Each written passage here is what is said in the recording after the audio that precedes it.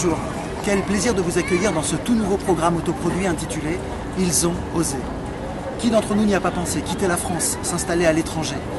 Pour ce tout premier volet, je vous emmène dans la région de Barcelone, à la rencontre de Karine, cette jeune Française originaire de la banlieue parisienne, a su donner une adresse à son paradis. Là-bas, elle y exploite un gîte un peu particulier. Cap sur Barcelone, vamos! Waouh! Bon bah on va voir si on trouve cette fameuse Karine. Y a quelqu'un? Karine? Ici. Hey! Hola, Juan. Hola Karine. Karine. Santé. De même. Dis donc... Bienvenido a Cancelat. Merci, je m'attendais pas à un endroit aussi... Oh, c'est magnifique. C'est pas mal, ouais. Tu sais quoi? J'ai envie de découvrir. Allez, je te On y montre. va? Allez, Ouais. fais-moi voir ça.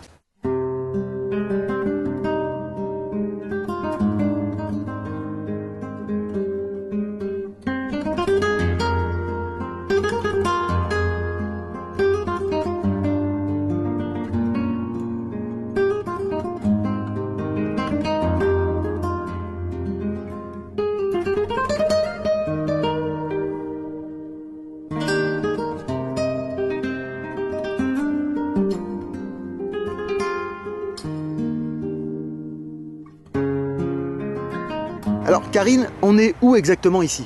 Alors ici, on est au village de El Bruc.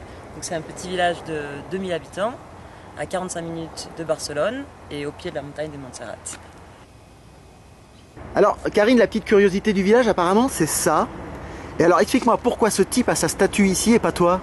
C'est un héros national, le Timbaé d'El Bruc, qui, il y a plus de 200 ans, quand Napoléon avait envahi l'Espagne et passé par les montagnes de Montserrat, le petit tambour était dans la montagne, il a joué du tambour, ça a résonné dans toutes les montagnes, et Napoléon a cru qu'il y avait une armée énorme qui venait contre lui, et il a fait demi-tour.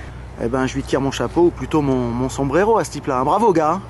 C'était la petite minute culturelle. On retourne chez Karine? C'est parti. Alors Karine, tu fais partie de ces Français qui ont tenté l'aventure à l'étranger. Tu es originaire d'où en France? Originaire de Rueil-Malmaison, banlieue parisienne. Explique-moi comment on atterrit de Rueil-Malmaison jusqu'en Espagne. C'est quoi ton parcours? Ça n'a pas été une ligne droite, j'ai toujours aimé voyager, j'ai commencé en Chine, j'ai continué aux États-Unis, Amérique du Sud, Amérique centrale, États-Unis Alors là, et l'Espagne. Là on est sur quelqu'un qui a fait le tour du monde. Alors comment tu as mis ça dans 37 ans de vie? Ça tient, ça tient. Ça tient, difficilement, mais... Waouh! Donc tu as fait tellement de pays. Et alors pourquoi Cancerat? Pourquoi l'Espagne? L'Espagne parce que j'étais en Californie et j'ai eu envie de revenir en Europe, mais revenir en banlieue parisienne, ça me disait rien du tout. J'avais besoin de soleil, de mer, de nature, de montagne. Et j'ai pensé Barcelone, pourquoi pas? C'est un bon compromis, je te confirme. Et alors, professionnellement, qu'est-ce que tu faisais en France? En France et ailleurs, j'étais analyste financière dans une multinationale. Ah ouais, alors rien à voir. Américaine. D'accord, en fait, tu as quitté une vie de ouf pour une vie de ouf. Ouais. C'est un peu ça, hein? On peut dire ça comme ça. D'accord. Bah écoute Karine, moi, les gens comme toi, ça me surprend toujours. Et c'est pour ça que je prends énormément de plaisir à faire ce petit programme. Et voilà, Karine, c'est une personne qui a osé. C'est le titre du programme, Ils ont osé. Maintenant, on va aller visiter son gîte, qui a une particularité puisqu'il n'accueille que des artistes. C'est ça, oui. Des artistes visuels, des écrivains, des sculpteurs. Du monde entier, évidemment. Des réalisateurs du monde entier, oui. Des cinq continents. D'accord, ok. Tu nous fais visiter l'endroit? Allez, on y va, c'est parti. Bon, viens avec moi, je t'emmène dans l'espace gravure. Attention, marche. Attends, c'est immense. Attends, je filme un petit peu. T'as combien de mètres carrés ici? Juste là, 300 mètres carrés environ. 300 mètres carrés dans cette pièce? Ouais, mais toute la maison, plus de 1000 mètres carrés. C'est énorme. D'accord, ouais, c'est énorme, effectivement. Alors donc, l'espace gravure, c'est là que les artistes travaillent? Ils utilisent cette énorme machine. Oh, c'est quoi cette machine alors? Une presse. Une presse? Ça va presser le papier, le bois, le métal.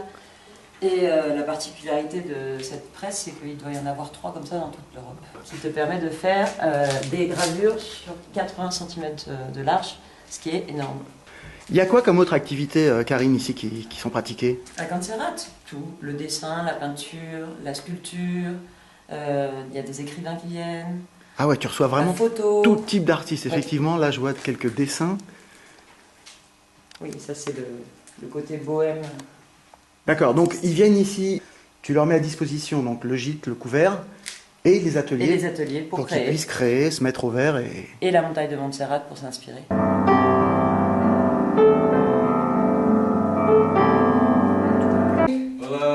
estás? Muy bien, et tout.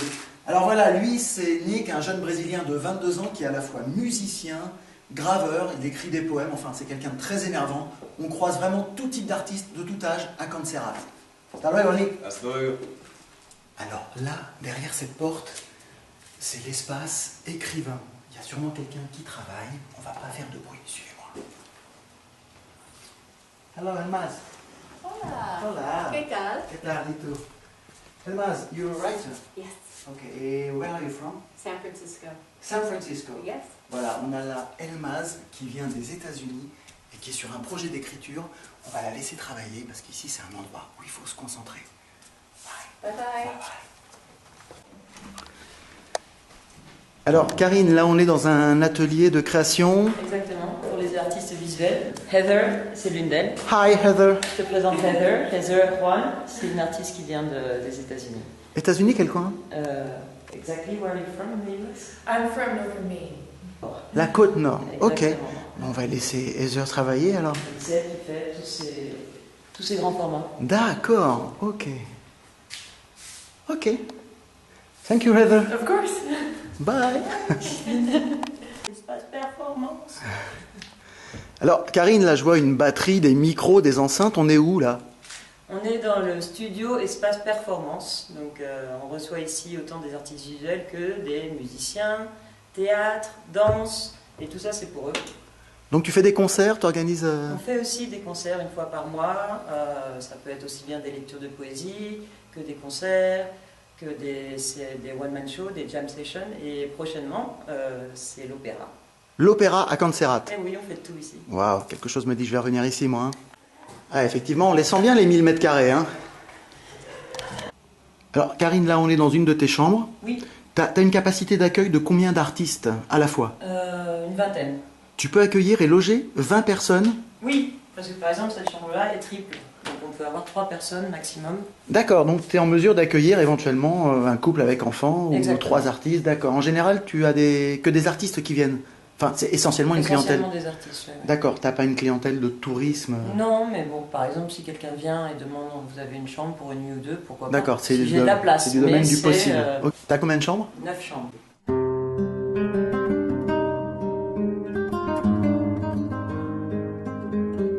Alors, Karine, ici, on est dans l'endroit le plus dangereux de la maison, non? La cuisine? Le plus dangereux, le plus sympa. Le plus dangereux pour les kilos. Enfin, bon, ouais, je me comprends. Alors, qu'est-ce que tu proposes comme prestation ici pour tes artistes? Et ici, on fait petit déjeuner et dîner, donc c'est media pension, parce qu'on préfère que les artistes se concentrent en fait sur leur projet pendant la journée, qu'il n'y ait pas d'interruption si c'est pas envie de s'arrêter, ou ceux qui ont envie d'aller visiter Barcelone, les ambiances, etc. D'accord. Et puis alors, je vois que tu as une magnifique cheminée que tu allumes l'hiver? Alors, tous les jours. Ah, déjà, est-ce qu'il y a un hiver ici? Il y a un hiver. Il y a un hiver, hein, mais bon, d'accord. c'est pas l'hiver de la banlieue parisienne. Hein. On est d'accord. Bon, t'es Mais, pas obligé de nous le rappeler non plus. Hein. Désolée. En tout cas, tu as une super cuisine et puis je vois que c'est dans le style un peu Oui. Gaudi qui est... Ça, c'est d'autres artistes qui ont laissé ça il y a une dizaine d'années. En fait, à chaque fois qu'il passe, il laisse quelque chose, que ce soit dans le patio, dans la cuisine. Le patio andalou, oui, en plein cœur de la Catalogne. D'accord? Et l'avantage de Cancerat, c'est que tous les artistes nous laissent une œuvre d'art. Donc si tu as vu, le jardin est plein de sculptures. Le patio, c'est la pièce centrale parce qu'on a un couple d'artistes du Bangladesh qui nous ont fait toutes ces peintures murales il y a 2 ans. Ah ouais, on vient vraiment de très loin à Cancerat en fait. Ce que j'adore, c'est que moi avant je voyageais et maintenant c'est le monde qui vient à moi. Ah, ça c'est beau. Hein, on va peut-être même conclure là-dessus, Karine. Si tu veux. Bon alors Karine, on pouvait pas se quitter comme ça. Oui. Tu me certifies que c'est la première fois que tu fais ce que tu es en train de faire? C'est promis juré. Tu le promets? Oui. Donc là, ce qu'on va voir, c'est la première fois que tu le tentes. C'est ma première paella. Désolée. Voilà, si vous venez à Cancerat, vous aurez peut-être le droit de goûter. On va se régaler avec la bonne paella de Karine. Est-ce que tu m'autorises un jeu de mots pourri, Karine? Vas-y. Le village dans lequel on est, ça s'appelle? El Brook.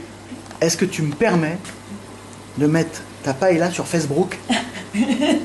Bon, Si allez. elle est bonne, ouais. Bon, d'accord. Elle sera meilleure que le jeu de mots, en tout cas. Donc voilà, moi je retourne sur Paris, tu restes ici, je serais bien resté avec toi. Je te remercie pour ton accueil, pour tous ces artistes qui ont été d'une gentillesse. Mais alors ici, venez à Cancerat, n'hésitez pas, c'est un endroit magique, reposant. Karine vous accueillera avec le sourire, la gentillesse qui la caractérise. Et Karine, bon, on se reverra très bientôt. Écoute, Je te dis au revoir. Oui, moi je te dis, t'es bienvenue quand tu veux. Hein. Bah écoute, merci. Enchanté. Je te dis pas bon retour à Paris, tu as la chance de rester là. Bon courage Et pour on se ton voit retour très à bientôt. Paris. On reste en contact. Ciao. Bye. Adeu. Bye bye. Adeu. Ciao. Voilà, ainsi s'achève le numéro 1 de votre programme Ils ont osé. Vous êtes un Français expatrié ou vous connaissez quelqu'un dans cette situation, vous désirez que votre œil numérique vienne se poser chez vous pour mettre votre activité en lumière. Pour ça, rien de plus simple, vous nous contactez à l'adresse mail qui s'affiche en bas de l'écran et on viendra vous rendre une petite visite. On vous dit à très bientôt, vous retrouverez les coordonnées du gîte de Karine juste après le générique. On vous souhaite une bonne journée, j'espère qu'on a réussi à vous évader un petit peu. Et à très bientôt, quelque part sur la planète, avec un Français qui a osé. L'invitation au voyage, Marseille, Porto à la nage, c'est toujours mieux si tu viens avec moi. On fait des réductions pour long séjour. Ah, pour toi, on fera peut-être une exception. Ah, je veux rester ici. Salut! Et Forza Salud! venga, allez. Alors voici la caméraman Mélodie.